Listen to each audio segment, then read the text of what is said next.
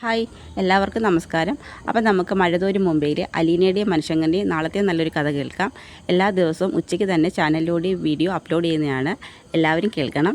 എൻ്റെ ചാനൽ ആദ്യമായി കാണുന്നവരാണെങ്കിൽ ഒന്ന് സബ്സ്ക്രൈബ് ചെയ്യണേ. വീഡിയോ ഇഷ്ടപ്പെടുവാണെങ്കിൽ ലൈക്ക് ചെയ്യണേ, കമൻറ്റ് ചെയ്യണേ. അങ്ങനെ രാത്രി മൊത്തം ബാലചന്ദ്രൻ കിടക്കുന്ന കാറ്റ് ഐസിയുവിന് മുന്നിൽ ഗോവർദ്ധൻ കാത്തു നിൽക്കുകയാണ്. അതിനുശേഷം രാവിലെ പത്രം വരുന്നു. പത്രത്തിൻ്റെ ഫ്രണ്ട് പേജിൽ തന്നെ രോഹിത്തിനെയും ഹരിശങ്കറിനെയും കുറിച്ചുള്ള വാർത്തയും ഫോട്ടോയും കാണുകയാണ്. അതിനുശേഷം ബാലേന്ദ്രൻ രാവിലെ പത്രം വേണമെന്ന് പറയുന്നു. അങ്ങനെ സുനന്ദയാണ് ബാലേന്ദ്രൻ്റെ ബൈസ്റ്റാൻഡായിട്ട് നിൽക്കുന്നത്, ഗോവർദ്ധൻ്റെ ഭാര്യ. ആ സമയത്ത് പത്രം വേണമെന്ന് പറയുമ്പോഴത്തേക്ക് ഗോവർദ്ധൻ പറയും, അത് വേണ്ട ബാലേട്ടൻ പത്രം കാണണ്ട. എന്താണ് ഞാൻ കണ്ട? ഒരു വാർത്തയും താൻ എന്നെ പത്രം കാണിക്കാമെന്ന് ഞാൻ അറിയാതിരിക്കുമോ? നോക്കുമ്പോൾ ഫ്രണ്ട് പേജിൽ തന്നെ രോഹിത്തിൻ്റെ ഫോട്ടോയും വാർത്തയുമാണ്. ഇത് കാണുന്ന ബാലേന്ദ്രൻ എന്ത് ചെയ്യണമെന്ന് അറിയത്തില്ല. ഒരു ഹോസ്പിറ്റലുകാർ മൊത്തം അറിഞ്ഞു കാണുമല്ലോ. ചോദിക്കും, ഇനി ആരും അറിയാൻ ബാക്കിയില്ല ബാലേട്ടെന്ന് പറയും. 3 ദിവസം മുമ്പ് ഞാനിവിടെ അവനുമായിട്ട് ഹോസ്പിറ്റലിൽ വന്നതായിരുന്നു, വൈകിയെ ഡിസ്ചാർജ് ചെയ്യുന്ന കാര്യം ഡോക്ടറോട് സംസാരിക്കാൻ. അന്ന് അവൾ എൻ്റെ കൂടെ കടപ്പാട്ടൂർ വന്നിരുന്നെങ്കിൽ ഇന്ന് ഈ ആപത്ത് അവന് സംഭവിക്കത്തില്ലായിരുന്നു. അവൻ്റെ ഭാവി എന്താവും? അവൻ്റെ ജീവിതം പോയി. ഇനി അവന് ജാമ്യം കിട്ടുമോ ഈ കേസിൽ? എടോ ഗോവർദ്ധൻ, താൻ വക്കീലിനെ കണ്ടായിരുന്നു. എന്ത് പറഞ്ഞു? വക്കീലിനെ കണ്ടു ബാലേട്ട, ജാമ്യം കിട്ടാൻ പാടാന്നാണ് പറയുന്നത് എന്ന് പറയും. എന്ത് ചെയ്യും? എന്തായാലും നമുക്കൊന്നും കൂടി ശ്രമിക്കാമെന്ന് പറയും. ഇത് കേൾക്കുന്ന ബാലേന്ദ്രൻ നല്ല വിഷമമാവുന്നുണ്ട്. അതിനുശേഷം ബാലേന്ദ്രൻ പറയും, അലീന ഇങ്ങോട്ട് കണ്ടില്ലല്ലോ എന്ന് പറയും. അത് എന്താണോ അലീനയ്ക്ക് എന്ത് പറ്റി? അത് അലീനയെ പോലീസ് അറസ്റ്റ് ചെയ്തതെന്ന് പറയും. പോലീസ് അറസ്റ്റ് ചെയ്യോ? എന്തിനാ എൻ്റെ മോളെ പോലീസ് അറസ്റ്റ് ചെയ്തതെന്ന് ചോദിച്ചുകൊണ്ട് പെട്ടെന്ന് ആ ബെഡിൽ നിന്ന് ചാടി എഴുന്നേക്കുവാണ്. അപ്പോഴത്തേക്ക് സുനന്ദയും ഗോവർദ്ധനൊക്കെ വന്ന് പിടിച്ചങ്ങ് കിടത്തും. ബാലേട്ട കിടക്ക്, എന്തിനാ പോലീസ് അറസ്റ്റ് ചെയ്തത്? അത് ചോദ്യം ചെയ്യാനാണെന്നാണ് പറഞ്ഞത്. ചോദ്യം ചെയ്യാനോ? അതെ, മുമ്പ് രോഹിത്തും ഹരിശങ്കറും ചേർന്ന് അവൾക്ക് ജ്യൂസിൽ മരുന്ന് കലർത്തി അവളെ റേപ്പ് ചെയ്യാൻ ശ്രമിച്ചെന്ന് പറഞ്ഞ് ആ കാര്യം ചോദ്യം ചെയ്യുന്ന സമയത്ത് ഹരിശങ്കറും രോഹിത്തും SIയോട് പറഞ്ഞു. അപ്പോൾ അതിൻ്റെ വിവരങ്ങൾ അറിയാൻ വേണ്ടിയാണ് സ്റ്റേഷനിലോട്ട് വിളിപ്പിച്ചതെന്ന് പറയും. അതിന് അവളെ സ്റ്റേഷനിലോട്ട് കൂട്ടിക്കൊണ്ടുപോകേണ്ട കാര്യം എന്തോ? വീട്ടിൽ വെച്ച് ചോദ്യം ചെയ്താൽ പോരായിരുന്നു? വനിതാ കോൺസ്റ്റബിൾ ഉണ്ടായിരുന്നു. ഇതൊക്കെ താൻ എങ്ങനെ അറിഞ്ഞു? അത് എന്നെ മനുശങ്കർ വിളിച്ച് പറഞ്ഞാന്ന് പറയും. മനു വിളിച്ച് പറഞ്ഞാന്നൊക്കെ ചോദിക്കും. അതിനുശേഷം പറയും, ബാലേട്ടൻ വിഷമിക്കണ്ട, ഞാൻ സ്റ്റേഷനിൽ പോയിരുന്നു. താൻ അലീനെ കണ്ടോ? അലീനെ കാണാൻ ഒരു കാരണവശാലും ആ SI രമേശ് നമ്പ്യാരെ സമ്മതിച്ചില്ല. ഒരു പരിചയഭാവം പോലും അയാൾ കാണിക്കുന്നില്ല. CI ആണ് ചോദ്യം ചെയ്യാനായി അലീനെ വിളിപ്പിച്ചിരിക്കുന്നതെന്ന് പറഞ്ഞത്. ഞാൻ രോഹിത്തിനെയെങ്കിലും കാണട്ടെന്ന് ചോദിച്ചപ്പം അയാൾ സമ്മതിച്ചില്ലെന്ന് പറയും. ഇനിയിപ്പോൾ എന്ത് ചെയ്യുമോ? എനിക്കൊന്നും അറിയത്തില്ല ബാലേട്ട, ഞാൻ വക്കീലിനെ ഒന്നുകൂടി കാണാം. എങ്ങനെയെങ്കിലും നമുക്ക് രോഹിത്തിനെയും അലീനെയും ജാമ്യത്തിൽ ഇറക്കാൻ ശ്രമിക്കാമെന്നൊക്കെ പറയും. ഇത് കേൾക്കുന്ന ബാലേന്ദ്രൻ എന്ത് ചെയ്യണമെന്ന് അറിയത്തില്ല. ബാലേന്ദ്രൻ നല്ല ടെൻഷനായി ഇരിക്കുകയാണ്. അതിനുശേഷം രേവതിക്കുട്ടിയും മാമച്ചനും ഗ്രേസി ആൻറ്റിയും കൂടി കുറവനങ്ങാട്ട് പോവുകയാണ്.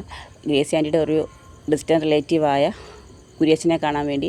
കുര്യച്ചൻ്റെ മകൻ ജോബിൻ ഒരു പെൺകുട്ടിയെ സ്നേഹിച്ച് വിവാഹം കഴിച്ചിരുന്നു. അപ്പം ആ പെൺകുട്ടിയുടെ അച്ഛൻ ഹിന്ദുവാണ്. പുള്ളി പാലയിലെ DYSP മധുസൂദനൻ നായർ. അപ്പോൾ സാറിനെ കാണാൻ വേണ്ടിയാണ് പോകുന്നത്. അപ്പോൾ ആദ്യം കുര്യച്ചൻ്റെ വീട്ടിൽ ചെന്നിട്ട് കുര്യച്ചൻ്റെ മോൻ ജോബിച്ചനെ കണ്ട് സംസാരിക്കണം. കാര്യങ്ങളൊക്കെ പറഞ്ഞതിന് ശേഷം വേണം വൈഫിൻ്റെ അച്ഛനെ കാണാൻ പോകാൻ. അങ്ങനെ അവരെല്ലാവരും കൂടി കാറിനകത്ത് ഒരുമിച്ച് പോവുകയാണ്. അതിനുശേഷം സ്റ്റേഷനിൽ CI അലീനെ ചോദ്യം ചെയ്യുകയാണ്. രോഹിത്തും ഹരിശങ്കറിനെ വിളിപ്പിക്കുന്നുണ്ട്. അവർ രണ്ടുപേരും അവരുടെ പ്രസൻസിൽ തന്നെയാണ് അലീനെ ചോദ്യം ചെയ്യുന്നത്. SI രമേശ് നമ്പ്യാർ ചോദിച്ചതുപോലെ തന്നെയാണ് ചോദിക്കുന്നത്. നിന്നെ കടപ്പാട്ടൂർ വീട്ടിൽ വെച്ച് ആരെങ്കിലും ലൈംഗികപരമായി ചൂഷണം ചെയ്യുകയോ എങ്ങാനും ശ്രമിച്ചിട്ടുണ്ടോ എന്ന് ചോദിക്കും. അലീന മിണ്ടത്തില്ല.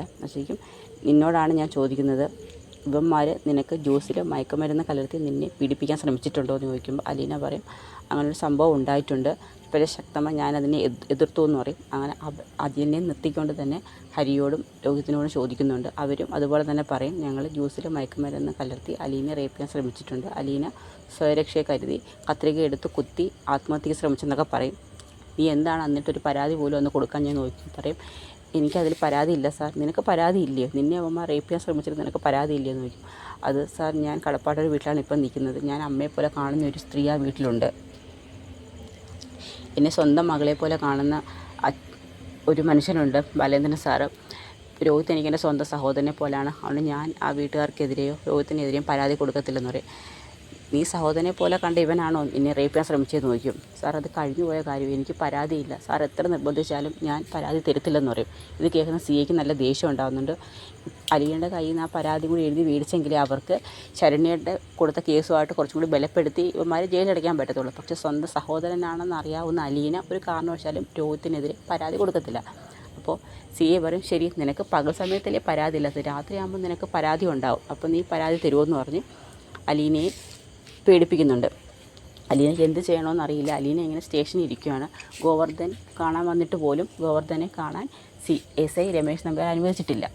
അതിനുശേഷം രേവതിക്കുട്ടിയും ഗ്രേസി ആൻറ്റിയും മാമച്ചനങ്ങളും എല്ലാവരും കൂടി ചേർന്ന് കുര്യച്ചനെ കാണാൻ പോകുന്നുണ്ട്. കുര്യച്ചനെ മോനെയും കാണുന്നുണ്ട്. അങ്ങനെ ജോബിച്ചൻ്റെ വൈഫിൻ്റെ അച്ഛനാണ് പാലയിലെ DYSP ആയിട്ടിരിക്കുന്ന മധുസൂദനൻ നായർ. സാറിനെ കാണാൻ വേണ്ടിയാണ് പോകുന്നത്. അങ്ങനെ അവരെല്ലാവരും കൂടി ജോബിച്ചനെ കൂട്ടിക്കൊണ്ട് മധുസൂദനൻ നായരെ കാണാൻ പോകും. ആ സമയത്ത് രേവതിക്കുട്ടിയെ പരിചയപ്പെടുത്തുന്നുണ്ട്. എന്നിട്ട് പറയും, സാർ ഇങ്ങനെ രേവതിക്കുട്ടിയുടെ ചേച്ചിയാണ് അലീന, അവൾ ഒരു തെറ്റും ചെയ്തിട്ടില്ല, ഒരു തെറ്റിദ്ധാരണയുടെ പുറത്താണ് അവളെ അറസ്റ്റ് ചെയ്ത് കൊണ്ടുപോയിരിക്കുന്നത്, അവളെ കാണാൻ പോലും അനുവദിക്കത്തില്ല എന്നൊക്കെ പറയും. അതെന്താ കാണാൻ അനുവദിക്കാത്തത് എന്നൊക്കെ ചോദിക്കും. ശരി നിങ്ങൾ പേടിക്കണ്ട, നമുക്ക് ഇപ്പം തന്നെ അങ്ങോട്ട് പോവാം, എവിടെയാണ് ഏത് സ്റ്റേഷനിലാണെന്നൊക്കെ പറയുമ്പോൾ രേവതിക്കുട്ടി അതിനെല്ലാം മറുപടി പറയും. അതിനുശേഷം അവരെല്ലാവരും കൂടി അലീനയെ കാണാനായിട്ട് സ്റ്റേഷനിലോട്ട് പോകുന്നുണ്ട്. സ്റ്റേഷനിൽ ഇരിക്കുന്ന സമയത്ത് CI അലീനയെ ചോദ്യം ചെയ്തുകൊണ്ടിരിക്കുകയാണ്. സ്റ്റേഷനിലോട്ട് വരുന്ന DYSP കാണുന്നതും എല്ലാവരും അങ്ങ് അറ്റൻഷനായി നിൽക്കുകയാണ്.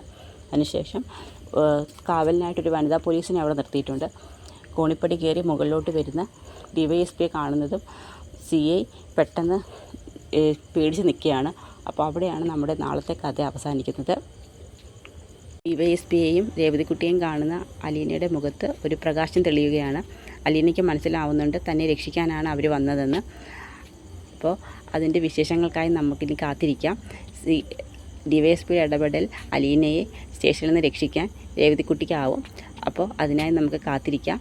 എല്ലാവർക്കും കഥ ഇഷ്ടമായ സപ്പോർട്ട് ചെയ്യണേ. എല്ലാവർക്കും ഒരു ശുഭദിനം നേരുന്നു. നന്ദി.